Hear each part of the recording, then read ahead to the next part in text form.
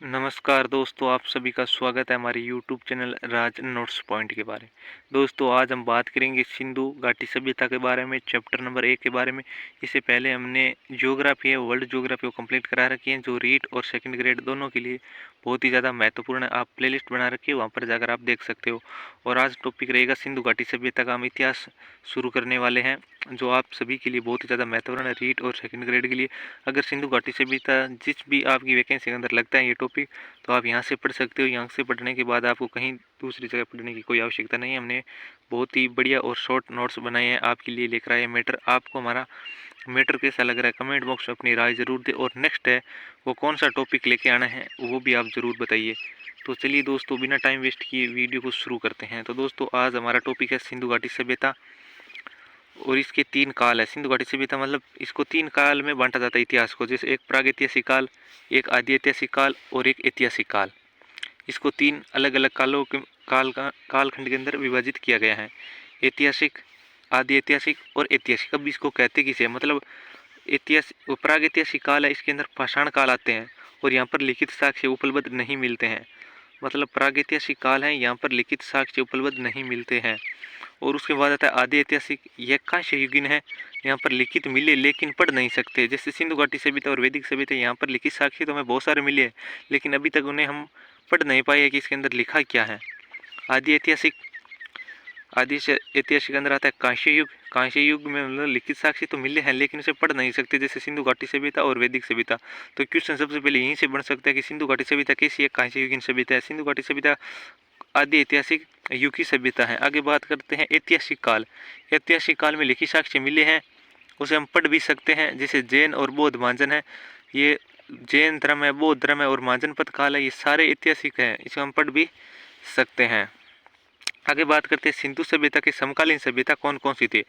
मतलब सिंधु घाटी सभ्यता है, उसके समकालीन और कौन कौन सी सभ्यताएं थी। एक तो चीन की सभ्यता थी, जो अवांगो नदी के किनारे अवस्थित है। दूसरी मिस्र की सभ्यता थी, नील नदी के किनारे है। तीसरी मेसोपोटामिया या सुमेरियन सभ्यता, जिसे हम दजला फरात भी सभ्यता कहते हैं। तो दोस्तों थोड़ा ध्यान रखना कि सिंधु घाटी सभ्यता के समकालीन कौन सी सभ्यता थी। तो चीन की सभ्यता और मिस्र की सभ्यता और मेसोपोटामिया, ये तीनों सभ्यता वो सिंधु घाटी सभ्यता के समकालीन सभ्यता थी। आगे बात करते हैं कि यूनान व रोम की सभ्यता बाद की है। तो दोस्तों थोड़ा ध्यान रखना, मैंने अलग से दे रखा, क्योंकि जब भी ये क्वेश्चन आता है ना, तब उसके अंदर ऑप्शन आपको यही मिलेगा, यूनान व रोम की सभ्यता भी सिंधु घाटी सभ्यता के समकालीन थी, ये ऑप्शन ऐसा आता है। लेकिन आपको ध्यान रखना, यूनान व रोम की सभ्यता है वो सिंधु घाटी सभ्यता के समकालीन की सभ्यता नहीं थी। आगे बात करते हैं कि 1826 में चार्ल्स मेसन ने हड़प्पा टीले की ओर ध्यान आकर्षित किया। तो सबसे पहले हड़प्पा टीले की ओर ध्यान किसने आकर्षित किया, तो चार्ल्स मेसन ने किया था। 1826 में चार्ल्स मेसन ने हड़प्पा टीले की ओर ध्यान आकर्षित किया था। 1856 Karachi to Lahore railway line बिछाई जॉन बर्टन व विलियम बर्टन ने।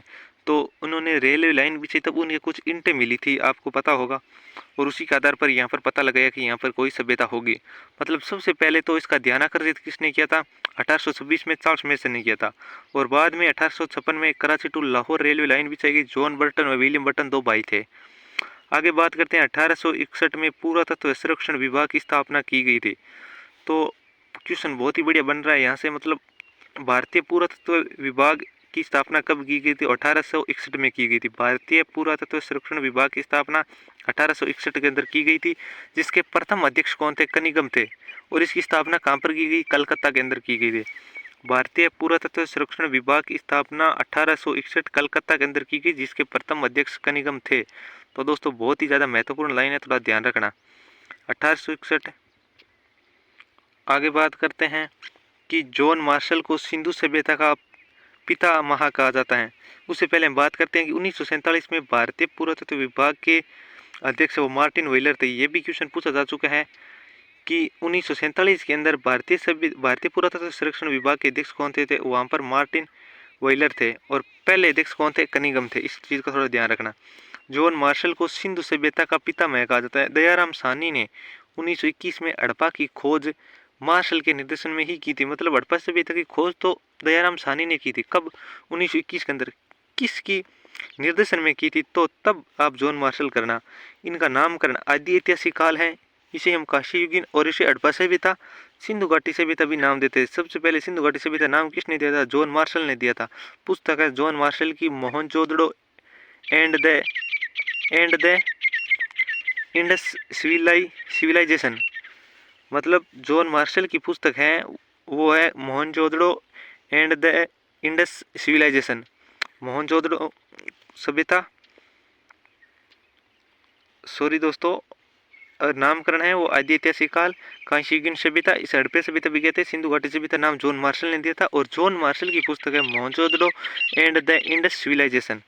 आगे बात करते हैं नगरीय सभ्यता किसने कहा था। मतलब सिंधु घाटी सभ्यता जॉन मार्शल ने नाम दिया था, लेकिन नगरीय सभ्यता है वो नाम किसने दिया था? वो गार्डन चाइल्ड ने दिया था। और इन गार्डन चाइल्ड की पुस्तक है द अर्बन इवोल्यूशन। तो थोड़ा इन दोनों पुस्तकों का ध्यान रखना क्योंकि ये सिंधु घाटी सभ्यता से संबंधित है। आगे बात करते हैं कि नगर नियोजन व जल निकास व्यवस्था सिंधु घाटी सभ्यता की सबसे बड़ी विशेषता थी। मतलब यहाँ पर नगर नियोजन है वो सुव्यवस्थित थे और ये सिंधु घाटी सभ्यता की एक विशेषता मानी जाती है।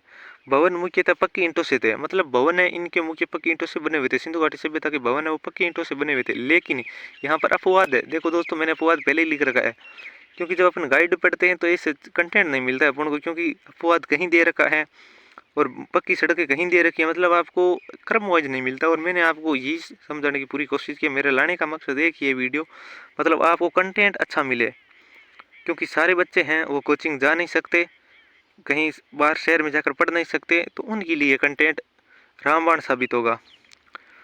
आगे बात करते हैं भवन मुख्यतः पक्की ईंटों से बने हुए थे, लेकिन अपवाद स्वरूप है वो कालीबंगा व रंगपुर गुजरात दोनों भवन है वो कच्ची ईंटों के बने हुए थे। तो दोस्तों इस चीज़ का थोड़ा ध्यान रखना कि भवन है मुख्यतः पक्की ईंटों से थे, लेकिन अपवाद स्वरूप कालीबंगा के भवन व रंगपुर कहाँ पर है? गुजरात, इन दोनों के भवन है वो कच्ची ईंटों से बने हुए थे। दरवाजा मुख्य सड़क पर नहीं खुलता था। अपवाद लोथल गुजरात का मुख्य सड़क पर खुलता था। ये देखो अपवाद आपको जरूर मिले। अपवाद तो इंसान के अंदर भी मिलता है, फिर ये तो सभ्यता तो मिलना कोई बड़ी बात नहीं है, क्योंकि दरवाजा मुख्य सड़क पर नहीं खुलता था क्योंकि इसकी व्यवस्था ही ऐसी थी सिंधु घाटी सभ्यता की। दरवाजा है वो पीछे की गली की ओर खुलते थे। लेकिन यहाँ पर एक अपवाद है, लोथल गुजरात है वो मुख्य सड़क पर खुलता था। यहाँ तो वो कोई बड़ा राजनेताओं का शहर होगा तभी तो इसका दरवाजा वो सड़क पर खुलता, वरना आम आदमी का तो ये शहर नहीं था। लेकिन जो भी ओपन को जैसा वैसा पढ़ना पड़ेगा। सड़कें एक दूसरे को समकोण पर काटती थी। मतलब ऐसे जैसे अब आपने शहरों के अंदर देखी हुई सड़कें इधर से उधर चली जाती है, इधर से इधर से चली जाती है। मुख्य सड़क राजपथ कहलाती थी।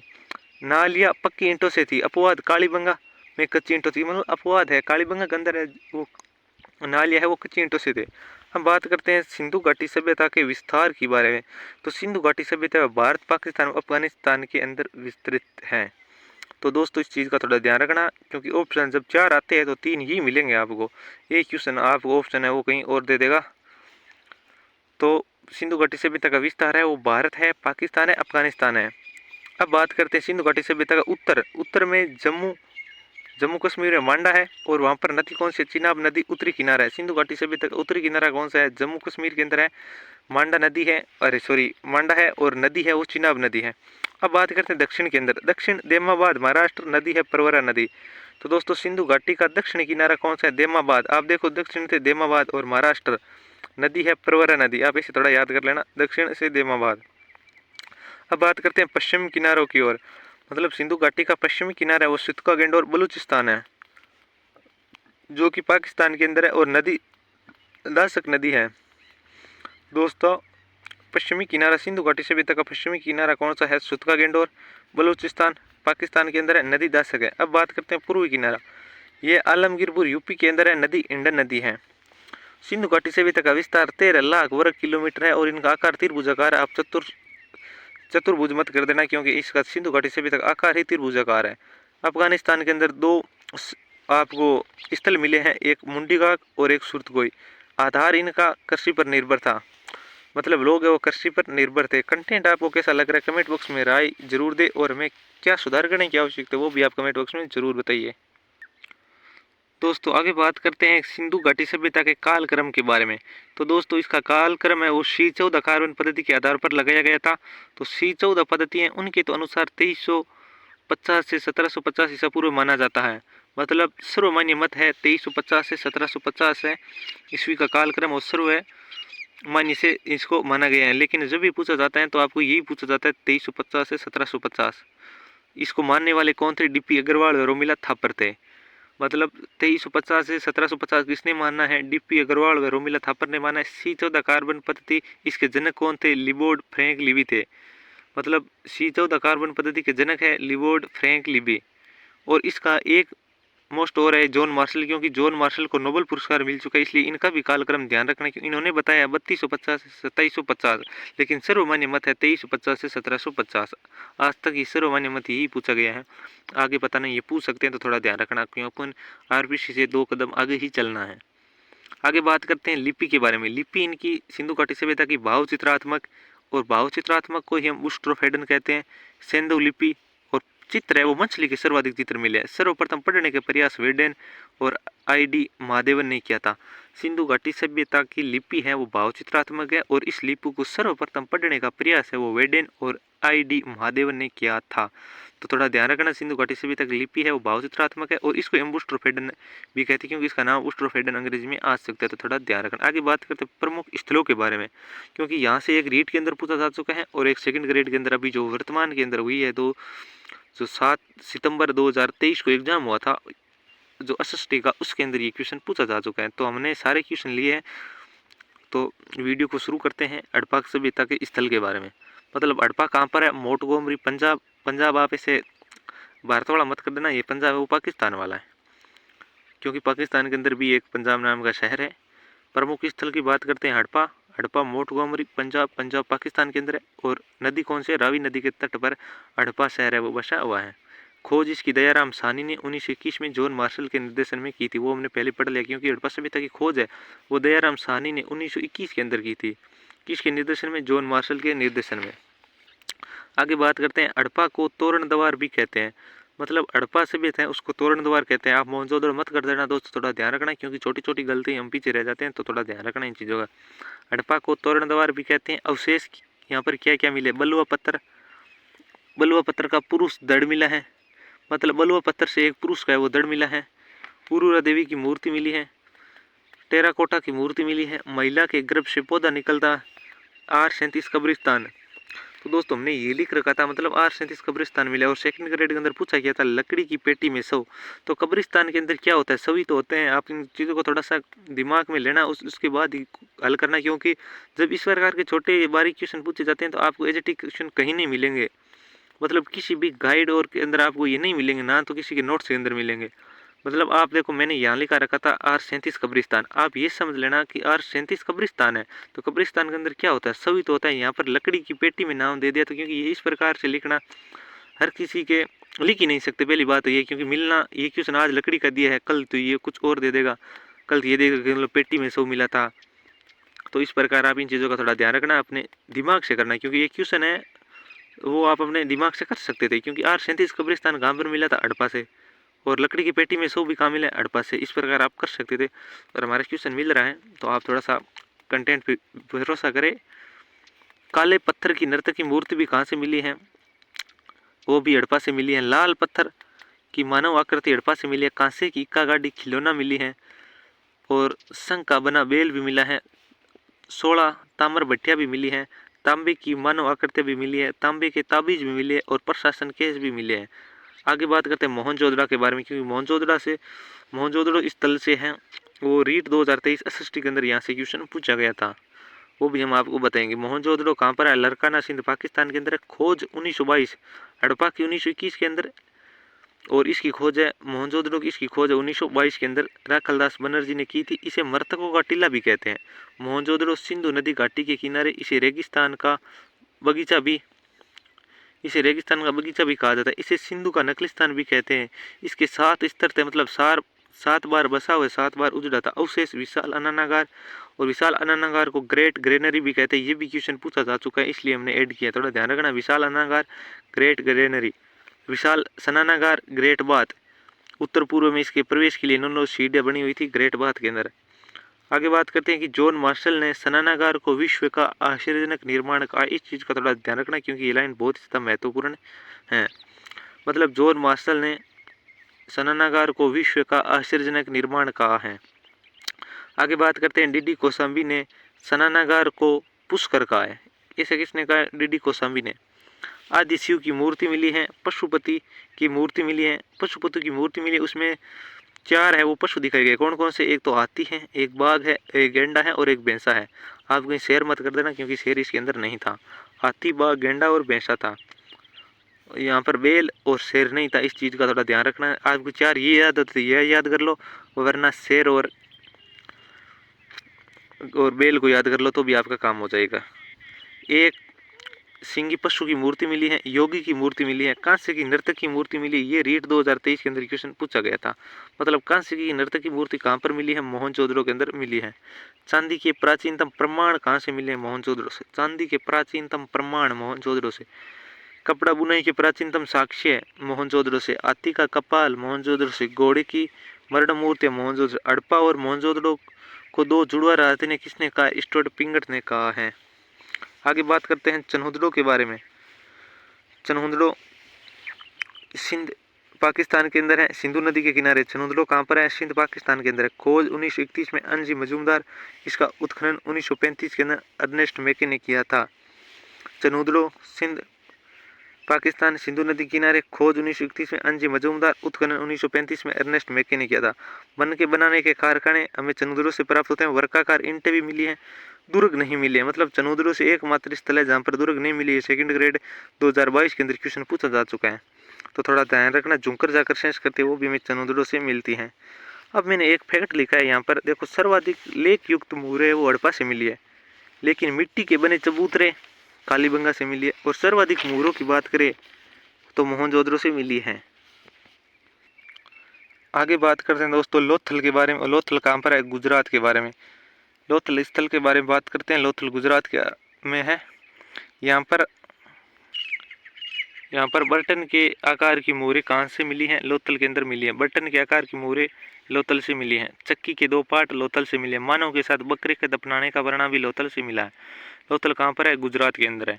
इसकी खोज है 1957 में एस.आर. राव। इसे लघु हड़प्पा भी कहते हैं। तो दोस्तों ये लोथल है, बहुत ज़्यादा महत्वपूर्ण है। इसको लघु हड़प्पा भी कहते हैं। ये रीट के अंदर 2023 में यहाँ से भी लोथल से क्वेश्चन पूछा जा चुका है, तो थोड़ा ध्यान रखना क्योंकि ये मोस्ट है। लोथल गुजरात के अंदर है। खोज 1957 एस.आर. राव ने की थी। इसे लघु हड़प्पा भी कहते हैं। नदी है भोगवा प्लस साबरमती नदी के किनारे है। गोदीवाड़ा या डोक्यार्ड मिला है। लोथल से गोदीवाड़ा व डोक्यार्ड मिला है। लोथल को पतन नगर या बंदरगाह भी कहते हैं। लोथल को पतन नगर या बंदरगाह भी कहते हैं। फारस बेलनाकार मोहरें मिली हैं लोथल से। फारस या बेलनाकार मोहरें कहाँ से मिली हैं? लोथल से मिली हैं। फारस या बेलनाकार मोहरें कहाँ से मिली हैं? लोथल से मिली हैं। मन के बनाने का कारखाना भी कहाँ से मिला है? लोथल से मिला है। मन के बनाने का कारखाना कहाँ से मिला है? लोथल से मिला है। सुमेरियन नाव के 5 मॉडल या डम्मी कहाँ से मिले हैं? ये भी लोथल से मिले हैं। लोथल के लिए मेलुहा कहा गया। लोथल के लिए कौन सा शब्द प्रयोग में लिया गया? मेलुहा। कौवा व लोमड़ी का चित्र मिला है। 3 युगल समाधियाँ मिली हैं। हाथी दांत का पैमाना स्केल मिला है। अग्निकुंड के साक्ष्य लोथल से मिले हैं। मन के बनाने के कारखाने लोथल से व चन्हुदड़ो दोनों जगह से मिले हैं। और मन के को हम क्या कहते हैं? बीड़ भी कहते हैं। मतलब बीड़ या मन के बनाने के कारखाने लोथल व चन्हुदड़ो दोनों जगह से मिले। थोड़ा ध्यान रखना। युगल समाज अपनाने का साक्ष्य लोथल व कालीबंगा से मिला है। कंपास मतलब दिशा सूचक यंत्र है, वो भी लोथल से मिला है। चावल के प्राचीनतम प्रमाण है, वो भी लोथल से मिले हैं। अब बात करते हैं छोटे छोटे है 2-4 स्थल और उनके बारे में बात करते हैं। धोलावीरा कच्छ गुजरात के अंदर है। इसकी खोज है 1967-68 में जेपी जोशी ने की थी। द्वीप है वो कादिरा द्वीप के हैं। विश्व की धरोहर सूची में शामिल एकमात्र स्थल है वो धोलावीरा है। ये विश्व धरोहर सूची में शामिल भारत का एकमात्र स्थल है। मतलब सिंधु घाटी सभ्यता का एकमात्र स्थल है जो विश्व धरोहर सूची में शामिल है। 40वीं साइट है धोलावीरा। उत्खनन 1990-91 में रविंद्र बिष्ट ने किया था।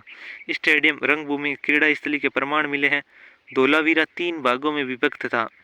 एकमात्र स्थान है जो 3 भागों के अंदर विभक्त था, वो धोलावीरा था। शाइन बोर्ड या सूचना पट के प्रमाण मिले हैं। 10 अक्षर लिखे हुए मिले हैं। कृत्रिम बांध भी मिले हैं। उन्नत जल संरक्षण का और जल संग्रहण के प्रमाण धोलावीरा से मिले हैं। नेवलिक व राज्यसभा के प्रमाण धोलावीरा से मिले हैं। धोलावीरा का अर्थ है सफेद कुआं। आगे बात करते हैं बनावली के बारे में। बनावली कहाँ पर है? हरियाणा के अंदर है। बनावली हरियाणा। नदी रंगोई घग्गर नदी किनारे। खोज आर.एस. बिष्ट ने की थी। मिट्टी से बना हल मिला है। जल निकासी का अभाव मिला है। पोष वेशिन यानी धावन के पात्र मिले हैं। समृद्ध लोगों का नगर था। ताराकित सड़कें थी। बाणाग्रह के प्रमाण मिले हैं। मिथाथल सूरजबान ने की थी खोज और राखी गड्ढी की खोज है वो बसंत सिंधे ने की थी। आगे बात करते हैं सुरकोटड़ा के बारे में। सुरकोटड़ा कहाँ पर है? गुजरात के अंदर है। यहाँ पर घोड़े की अस्थियां मिली हैं। रंगपुर गुजरात के अंदर, यहाँ पर धान की भूसी मिली है। इसे दीन इन बस्ती भी कहते हैं। रोपड़ पंजाब के अंदर है। नदी सतलज है। मानव के साथ कुत्ता दफनाने के प्रमाण रोपड़ से मिले हैं। और स्वतंत्रता प्राप्ति के बाद पहला उत्खनन कहाँ पर किया गया था? स्थल वो रोपड़ ही था। मानव के साथ बकरे दफनाने के प्रमाण लोथल से मिले हैं। सिंधु घाटी सभ्यता की सामाजिक, धार्मिक और आर्थिक व्यवस्था के बारे में बात करते हैं। मतलब समाज है वो दो वर्गों में विभाजित था। यह नगरीय सभ्यता थी। सिंधु घाटी सभ्यता वर्ग विषमता पाई जाती थी। किलों का प्रयोग पशुओं से बचाव के लिए किया जाता था। सिंधुवासी शांत प्रिय थे, युद्ध प्रिय नहीं थे। वर्ण व्यवस्था वैदिक व्यवस्था की विशेषता है। आगे बात करते हैं कि माता सत्तात्मक व्यवस्था थी। एकल परिवार व्यवस्था थी। सूर्य पूजा का प्रचलन था। लिंग व योनि की पूजा का प्रचलन था। पिंपल पवित्र वृक्ष था। मूर्ति पूजा की शुरुआत सिंधु से, लेकिन मंदिर नहीं मिले हैं सिंधु घाटी सभ्यता से। एक सिंह का भैंसा, एक सरंगी वृषभ भी था। आर्थिक व्यवस्था के बारे में बात करते हैं। आर्थिक अर्थव्यवस्था का आधार कृषि था। व्यापार आंतरिक तथा विदेशी लोथल फार सुमेरियन के साथ भी होता था। मिश्रित कृषि के प्रमाण मिले हैं। चन्ना प्लस सरसों के मिले हैं। नेसदीनगर गुजरात पशुपालन का प्रमुख केंद्र था। मुहरे वर्गाकार की थी तथा सेलखड़ी की भी बनी थी। व्यापार वस्तु विनिमय पर आधारित था। लाजवर अफगानिस्तान से मिलता था। सोना कर्नाटक से तथा चांदी ईरान अफगानिस्तान से और तांबा खेतड़ी से। लोहा प्लस मंदिर यहाँ पर सिंधु घाटी सभ्यता के अंदर नहीं मिले हैं। घोड़े से परिचित नहीं थे, लेकिन घोड़े के अवशेष जरूर मिले हैं। मतलब सिंधु घाटी सभ्यता में लोग घोड़े से परिचित नहीं थे, लेकिन यहाँ पर अवशेष घोड़े के जरूर मिले हैं। यहाँ से काले व लाल मर्दभांड प्राप्त हुए हैं। भारत के प्राचीन नगरों का पतन पुस्तक रामचरण शर्मा की है। अद्भुत भारत वंडरफुल दैट इंडिया, ये एल्बोसम की पुस्तक है। आगे बात करते हैं पतन के कारण और हमारा टॉपिक वो कंप्लीट हो जाएगा। सिंधु घाटी सभ्यता के पतन के कारण अलग अलग विद्वानों ने अलग अलग माने हैं। जैसे गार्डन चाइल्ड वाल्टर वहीर ने आर्यों का आक्रमण माना है। एस.आर. राव, जॉन मार्शल और मैके ने बाढ़ आना बताया है। के.वी.आर. कनेडी ने इसे मलेरिया बताया है। और डी.पी. अग्रवाल ने अकरा नदी का सूख जाना बताया है। डेल्स व राइक्स ने भूकंप आना बताया। वास्तव में ऐसा प्रतीत होता है कि मिस्र और मेसोपोटामिया की सभ्यता की भांति हड़प्पा की सभ्यता एक धर्म राज्य पर आधारित थी। ये एल्बोसम ने कहा है। भारत के किस स्थल से सबसे बड़े ज्ञात अंत्येष्टि स्थल से रथ के साक्ष्य मिले हैं? वो सनोली यूपी से मिले हैं। हड़प्पा सभ्यता का सबसे बड़ा स्थल राखी गढ़ी था। तो दोस्तों कमेंट बॉक्स जरूर करें नेक्स्ट कौन सा टॉपिक लेके आना है और इस वीडियो में क्या सुधार करने, आगे क्या सुधार करने की आवश्यकता है वो भी जरूर बताएं। मिलते हैं नेक्स्ट वीडियो में जल्दी, तब तक बने रहिए। धन्यवाद मित्रों।